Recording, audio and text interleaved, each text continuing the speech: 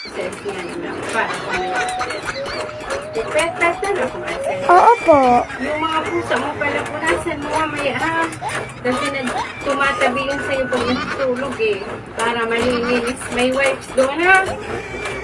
Love ka na talaga ng mga alaga mo ngayon. Tatabi na sa pagtulog. Mami! Ano? Nag-away lang tayo? Naghahanap ko na ng ibang lalaki?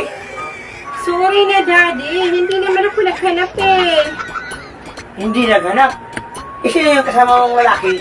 Siya ang naghanap. Nakita niya lang ako. Akala ko nga ikaw yun eh.